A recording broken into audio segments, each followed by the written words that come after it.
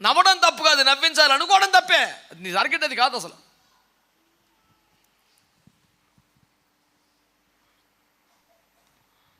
ప్రజలు బోల్డు బాధల్లో ఉంటారు, బోల్డు కష్టాల్లో శ్రమల్లో వస్తారు. వాళ్ళని ఆదరించాలి, ఓదార్చాలి. ఉపదేశం పేరు మీద భయపెట్టేయకూడదు, ఉపదేశం పేరు మీద భయపెట్టకూడదు, కానీ ఉపదేశం పేరు మీద నవ్వించవచ్చు. అంటే ప్రజలను ఆదరించవలసింది నవ్వులతోనా, జోకులతోనా, 2-3 అర్థాలు వచ్చే సిగ్గుమాలిన మాటలతోనా? అది ఆదరణ అవుతుందా? తెంగరమొహండికి వాక్యం జరిగింది కాకపోతే వాక్యంలో ఏమనుంది?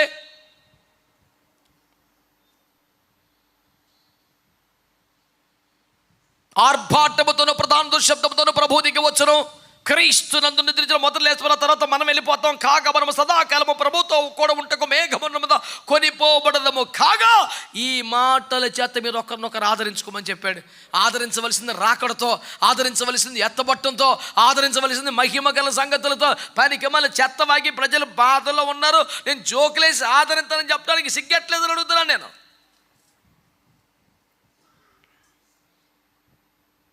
ఏదైనా సంతోషభరితమైన విషయాన్ని విచారంగా చెప్పకూడదు, సంతోషంగానే చెప్పాలా. నవ్వు వస్తే తప్పేం కాదు, నవ్వించడం టార్గెట్ అయితే మాత్రం తప్పే.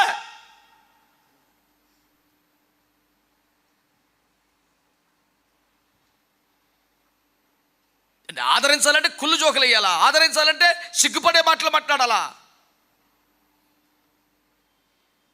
ఆ పనికి మనలో వాడిన భాష నేను వాళ్ళలేను. కానీ ఒక ఆయన చెప్తాడు, దేవుడు వివాహం ఎందుకు పెట్టాడంటే ఆదాము బాధ చూడలేక వివాహం పెట్టాడు. వీడికి ఎట్ట కనపడింది రా బాధ? నీ కళ్ళేం కలరా? ఆదాము పరిపూర్ణతలో ఉన్నాడు వివాహం చేసే సమయానికి. దేవునిలాగా ఆలోచించే, దేవుని స్థాయి కలిగిన వాడా అనిపించే అంత పరిపూర్ణతలో ఉన్నాడు. అతని గాఢనిద్ర కలిగేసి ఒక ఎముకను తీసి స్త్రీ తయారు చేస్తే చూస్తూనే నా ఎముకల్లో ఎముక, మాంసంలో మాంసం గుర్తుపట్టాడంటే ఏం ప్రత్యక్షత అది? ఎవరయ్యా అని దేవుని అడగలా. చూస్తూనే నా ఎముక నా మాంసం అన్నాడండి. ఎంత జ్ఞానం, ఎంత ప్రత్యక్షత, ఆత్మలో చూడగలిగిన స్థాయి.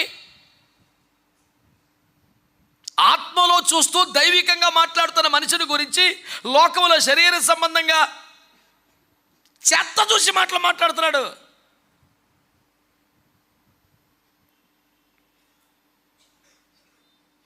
ఆడెవడు ఉన్నాడు, ఒక శిష్యుడు ఎలీషా పక్కనే. అగ్ని రథాలని, గుర్రాలని, దేవుని ఏర్పాటును చూసి ఎలీషా ధైర్యంగా ఉన్నాడు. ఈడేం చూస్తున్నాడు? శత్రువులు రథాలన్నీ గుర్తు పెట్టుకుని బాణాలు పెట్టారంట. అయ్యో చచ్చిపోయాం అన్నాడు. ఎలీషా, ప్రభువా చూసినట్లు వీడిని కన్నులు తెరువు ప్రభు అంటే ఆ శత్రువులకి వీళ్ళకి మధ్యలో దేవుడు పెట్టిన అగ్ని రథాలు వీడికి అప్పుడు కనపడ్డాయి. అయ్య బాబాయ్ దేవుని స్తోత్రం అన్నాడు. నేను అన్నాను, నీకు ఏమీ కనపడిపోయినా బాగుండు, దేవుడు పెట్టిన ఏర్పాటు కనపడదు, ఏది కనపడిపోయినా బాగుండు, మరి ఆ శత్రువు మాత్రం కనపడతాడు. ఈ కళ్ళు పనికి మళ్ళీ సూపని. నువ్వు బొత్తిగా గుడ్డోడు అయితే బాగుండేది కదా. నీకు దేవుడు పెట్టిన అగ్నిరథాలు గుర్రాలు కనపడిపోతేనే బాధ. అంటే ఆడి మట్టి కనపడుతున్నాయి శత్రువు ఏర్పాట్లు, శత్రువు కార్యాలు, శత్రువు కదలేకలు. నీ సూపు కాదు, ఏం సూపురా? దిక్కుమాలి సూపు కాకపోతేనే. నీ కొరకు దేవుడు ఏమి ఏర్పాటు చేసాడో, ఏమి సిద్ధపరిచాడో అవేం కనపడవు. నీ కొరకు సింహాసనం ఉంది, నీ కొరకు కిరీటం ఉంది, నీ కొరకు అధిక మహిమ ఉంది, నీ కొరకు నిశ్చలమైన రాజ్యం ఉంది, ఒక నివాసం ఉంది. నీకోసం ఈ కుక్కలు పందులు కాదు, నీకోసం.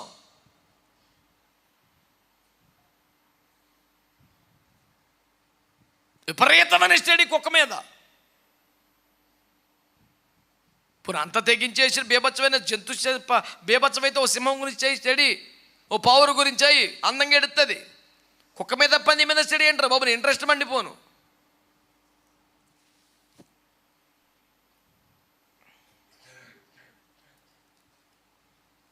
గెరాసీనుల దేశంలో పుట్టినా బాగుండు, పందుల గురించి చేసినప్పుడు వదిలేసుకున్నారు వాళ్ళు.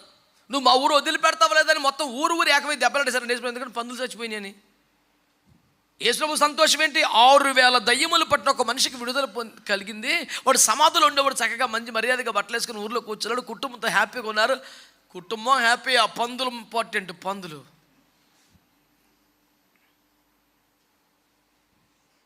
ఇక్కడ పేరు రాసి కింద గెరాసీన రాత్రి వదిలిపోద్ది కదా, పందులు బ్యాచ్ కదా. అయ్యో పందులు చచ్చిపోయావు, అయ్యో పందులు, అయ్యో పందులు, అయ్యో పందులు. నీ గురించి ఏడుతున్నాడు యేసుప్రభు, నువ్వు పందుల మీద చచ్చిపోతున్నావు.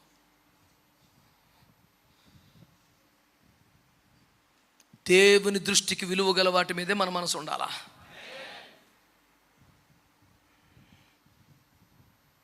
పొద్దుగూకులు నా మీద పడి ఎడుతువే తప్ప సబ్జెక్ట్ ఎట్టిపోతుంది. మరి హ్యాపీగా ఉండు, సంతోషంగా ఉండు, నవ్వు, ఏం తప్పట్లేదు. ఏడుపు మొహం వేసుకొని సామాన్ చెప్తలేదు. కానీ నీకు నవ్వు రావాలంటేనే 2-3 అర్థాలు వచ్చే మాటలు మాడాలంటే మాత్రం గోపులు వాయించేయాలి. మరి పశ్చాత్తాపం రావాలి నీకు. ఒక పవిత్రమైన నవ్వు, ఆనందం నీకు వచ్చే వరకు బండకేసి 10 రక్తం ఎజ్జయ్యు. మీ పసి పిల్లలను పట్టుకొని వాడిని బండకేసి కొట్టు, వాడు ధన్యుడు అన్న వాక్యం గుర్తొస్తుంది నేను చూస్తుంటేనే.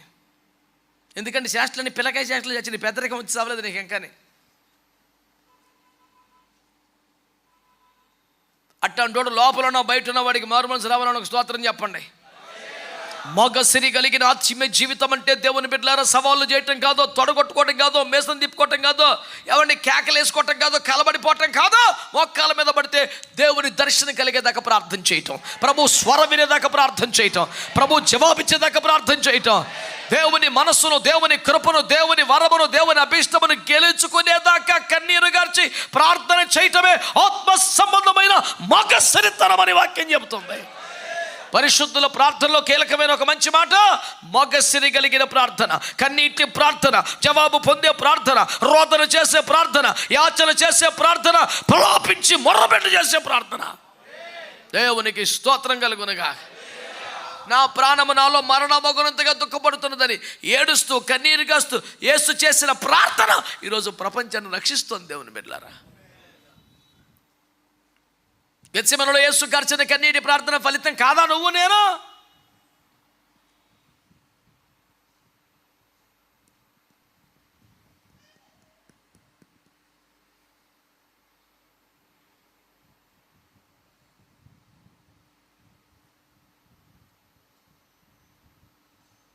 కష్టాలు వచ్చాక బతుకు శాపంగా మారాక ఏడవటంలో తెలివి ఉందా? లేతే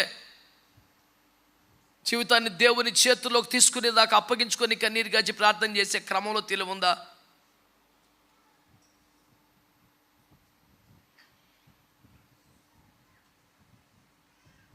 యాకోబు ప్రార్థన మగసిరి కలిగిన ప్రార్థన దేవుడే సర్టిఫికెట్ ఇచ్చాడు. దేవుడు మెచ్చుకున్నాడు. ఏంట్రా మగసిరి కలిగిన ప్రార్థన అంటే అతడు దూతతో పోరాడి చేయమన్నాడు. కన్నీరు విడుచు ఆయన్ని బ్రతిమాలుకున్నాడు.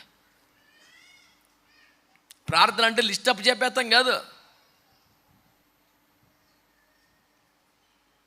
ప్రార్థన అంటే ముక్కును పట్టుకొచ్చి అప్పగించేయటం కాదు. ప్రార్థన అంటే డిమాండ్లు చేయటం కాదు. కొంతమందికి ఆది నుంచి అర్థం వరకు గాకా గాకా ఇది ఒకటే వచ్చాడికి. నువ్వు దర్శించదు గాక, నువ్వు దీవించదు గాక, నువ్వు ఆశ్రయించదు గాక, నువ్వు ఇప్పుడే ఇచ్చదు గాక. ఏట్రా యాచన చేయడం అంటే అదేనా? బతిమాలుకుంటే అదేనా? అయితే కలెక్టరేట్ ముందు టెంట్ వేసి ధర్నా చేసి ప్రభుత్వానికి అల్టిమేట్ ఇస్తున్నాం, 3 రోజుల దిగి రాకపోతే తీవ్ర రూపం దాల్చుద్ది. ఓరు బాబు బయలుదేరే విప్లవకారుడివి.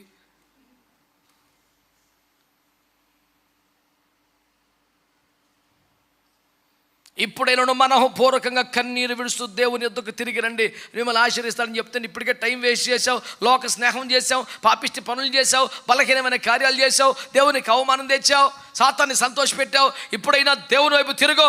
పనికి మళ్ళీ స్నేహాలు మానేయి, తాగుబోతుల స్నేహాలు మానేయి, అలర్చల స్నేహాలు మానేయి, అలర్చకుండా ఆటపాట్లు మానేయి. ఇప్పటికైనా మారుమనసిపోతే దేవుని దగ్గరికి మనఃపూర్వకంగా కన్నీరు విడుస్తూ తిరిగి రారా అంటే రోషం తగ్గిపోయి, సిగ్గు చచ్చిపోయి,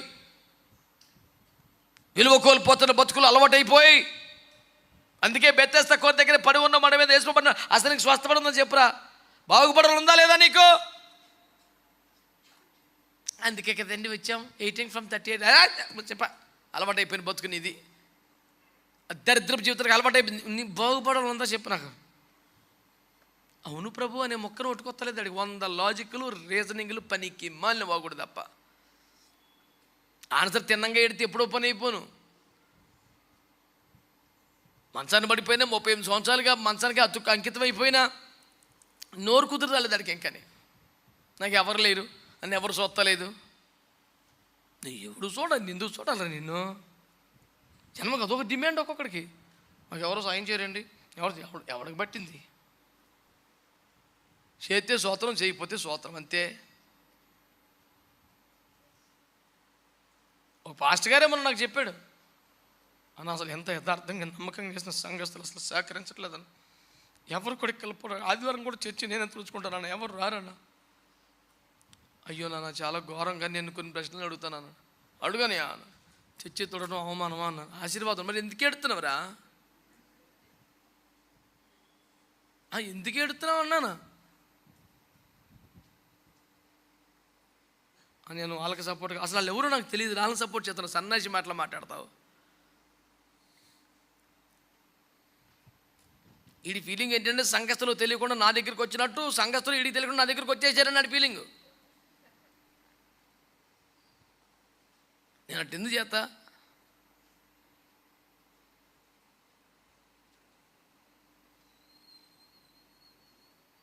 మంచి అఫీషియల్ ఉద్యోగం చేసుకో, కాలు మీద కాలు వేసుకొని కాలర్ మర్చిపోకుండా వైట్ కాలర్ జాబ్ చేసుకో.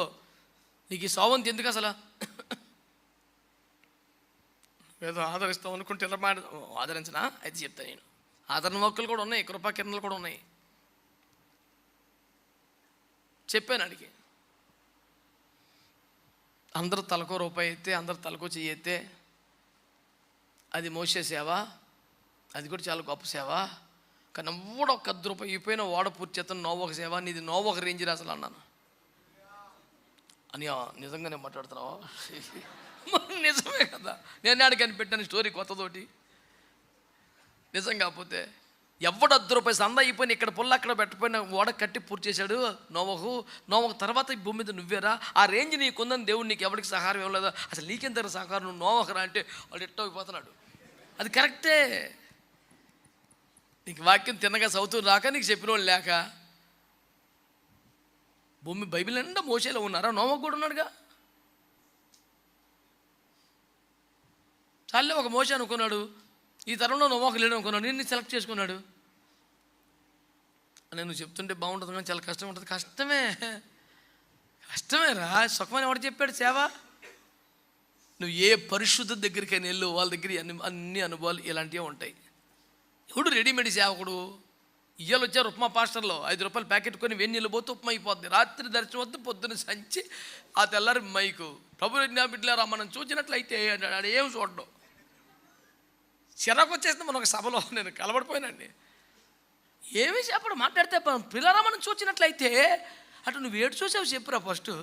గడుకోసారి చూసినట్లయితే ఏటే నువ్వేంటి? ఏ ప్రత్యక్షత మాకు చూపించావు? ఏ దర్శనం వివరించావు? మాట్లాడితే పిల్లరా మనం చూసినట్లయితే ఏటి? నీ బ్లాంక్ ఫేస్ చూసి వెళ్ళిపోతున్నాం మేము. ప్రత్యక్షత పొందలేదు, దేవుడి దగ్గర మాట పొందుకోలేదు, వర్తమానం పొందుకోలేదు, ప్రార్థన చేసుకోలేదు, వచ్చి మన మీద పడిపోతున్నాడని అర్థమైపోయి భరింతున్నాం. సన్నిధిలోంచి బయటకు వస్తే ఓడకి అంతకన్నా బరువు ఎవడు ఉంటాడు? యోనగర్ కన్నా సుమారు 10 టన్నులు సరుకు బారేసిన ఓడ తెల్లదండి. బాబుని ఎత్తి పారెత్తే ఓడ చక్కగా తెలియదంట. ఎంత బరువురా మనిషి. రాయి బరువు, ఇసుక బరువు, మూర్ఖుడు అంతకన్నా బేబత్సం అన్నాడు సామెతల్లో.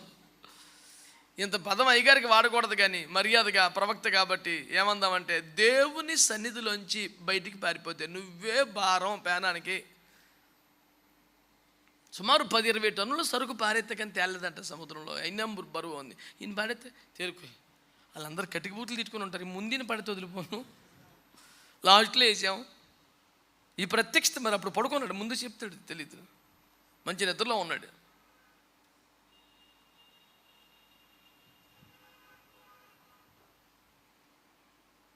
స్టీల్ ప్లాంట్లో స్పిరిట్ గారి ఇంట్లో ఆ రూమ్లో ఉన్నప్పుడు ఒకసారి ఒక పోలీసు అని, నేను మంచి నిద్రలో ఉన్నాను, పట్టపక్కలు వచ్చాడు. నేను మీటింగ్లో చెప్పడే పడుకున్నాను. సాయంత్రం వచ్చింది, మళ్ళీ వచ్చాడు. అయ్యో మిమ్మల్ని ఉదయం రమ్మన్నాను కదండి అంటే, ఉదయం వచ్చాడు, అప్పుడు మీరు దర్శనాల్లో ఉన్నారన్నాడు. నేను అంత దర్శనం ఏమి లేదయ్యా, పడుకున్నాను. అంటే నువ్వు నిద్రపోతున్నావంటే అమర్యాదని భావించి సేవకున్నట్టు అనకూడదని మంచి కాస్ట్లీ పదం వెతికాడు. లేదులయ్యా నేను మాలి పడుకున్నాను, నాకు దర్శనాలు ఏమి లేను. అదేలేండి, అంటే ఆ మర్యాద అన్నమాట. నేను వచ్చాను నిద్రపోతున్నామంటే బాగోదని. నేను వచ్చానండి, మీరు దర్శనాల్లో ఉన్నారని. అమ్మో, నేను దర్శనాలు ఎంత గౌరవంగా కూడా చెప్పొచ్చు అనిపించింది నాకు చాలా కాలం. నేను రక్షణ ఎప్పుడు సంభాషణ వచ్చినా పడుకున్నామంటే కాదాయిలకు కొట్టేవాళ్ళం. అయ్యి బాబాయ్ ఏం లేదండి బాబు, నేను దర్శనాలు లేవు, వాళ్ళు ఊరికి నేను పాలిసిపోయి పడుకున్నాను, మీరు పిలవలసిందంటే వచ్చి చూశానండి, మీరు మంచి దర్శనాల్లో ఉన్నారు. దేవుడి స్తోత్రం. మా పిల్లలు అప్పుడప్పుడు ఎప్పుడు పట్టపక్కలు పడుకుని పోతారు, వాళ్ళకేం దర్శనాలు రావు, కానీ మనకు భయంకర దర్శనం కనపడుతుంది. ఇక అందుకని ఇన్స్పెక్షన్ చేసే ధైర్యం కూడా చేతలేదు. ప్రభా నువ్వే కాపాడు తండ్రి. ఇండోర్ స్టేడియం అంతా గుడి కట్టు కూర్చున్న దుర్మార్గులు పడుకుని పోతే ఎలాగ నాయనని.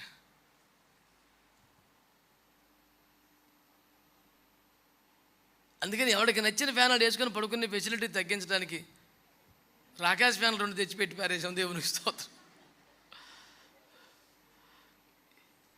ఎన్ని చేసినా గున్నడు ఎట్ట పడుకుంటున్నారో ఈ పిల్లలు ఎత్తుకుందంటే నా పట్టు నాకు తెలిసి అన్నాడు అన్నట్టు. ఇప్పుడు వీళ్ళకి ఎన్ని చేసినా వీళ్ళ ఉపాయం వీళ్ళకి ఉంటుంది. చచ్చి అట్లాంటి ఏమి లేవని స్తోత్రం చెప్పరారు, సైలెంట్గా ఉంటారు. ఒకడు వీడప్పుడే వృద్ధుడైపోయాడు, ఎరా అరే రే రే రే రే రే బోల్డ్ భవిష్యత్తు ఉందిరా. దేవునికి స్తోత్రాలు చెప్పండి. హల్లెలూయా. పిల్లరా, నా పాయింట్ ఏంటి? పరిశుద్ధుల ప్రార్థనలో మగ సిరి కలిగిన ప్రార్థనను దేవుడు ప్రస్తావించాడు. దేవుడే ఆ పేరు పెట్టాడు.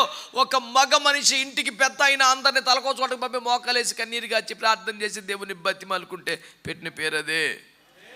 దేవునికి స్తోత్రం కలుగునుగాక. ఇంత ఏడిచావు, ఇంత గోల పెట్టావు, ఇంత ప్రార్థన చేసావు, కాళ్ళు పట్టుకున్నావు, భజనాలు లేదు, వదిలిపెట్టండి వదులుతలేదు, కొట్టే కాలు ఇరిగిపోతే కూడా వదిలిపెట్టలేదు.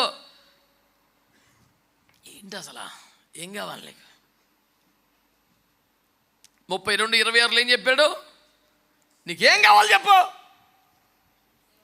నీవు నన్ను ఆశీర్వదించితేనే కానీ నేను నిన్ను స్తోత్రం చెప్పండి.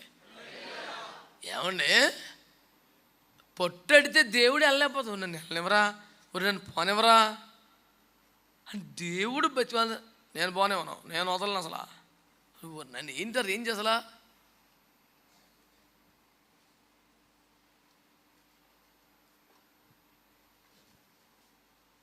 తెల్లవారుచున్న దగ్గర నన్ను పోనిమని యెహోవా సెలవీయగా, నీవు నన్ను ఆశీర్వదించితేనేగా నేను పోనిమను.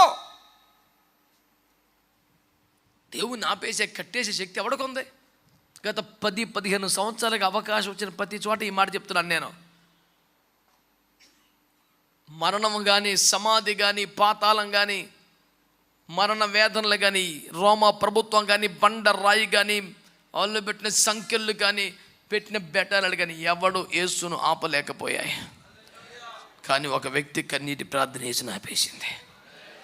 కొట్టో గట్టిగా దేవునికి స్తోత్రం కలుగునుగా. ఆమేన్. హల్లెలూయా. మరణం ఆపలేకపోయింది, రోమ ప్రభుత్వం ఆపలేకపోయింది, సంఖ్యలు ఆపకపోయింది, బండరాయి ఆపలేకపోయింది, కానీ ఒక భక్తుడు కన్నీటి ప్రార్థన దేవుని ఆపేసింది. ఆమేన్. కన్నీటి ప్రార్థన కొన్ని శక్తి ఎంత అనుకున్నావు? దేవుడు అన్నాడు, నేను పోనీరే, టైం అయిపోతుందరా. మరి వెళ్ళాలంటే మీరు ఆశ్రయించాలండి. ఆశ్రయించకపోతే నేను పోనేమనో. ఊరు నాయన ఏంది ఇది? ఎంత శక్తి ఉంది కన్నీటి ప్రార్థనకి.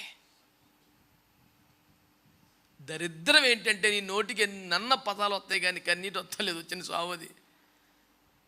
ఏ అనవసరమైన ఓగుడంతా మానేసి కాళ్ళ మీద పడిపోయి కన్నీరు గార్చేస్తే అసలు గొడవ ఉండదు, మొత్తం కూటం సక్సెస్ అయిపోద్ది. నీకు అది రాదు.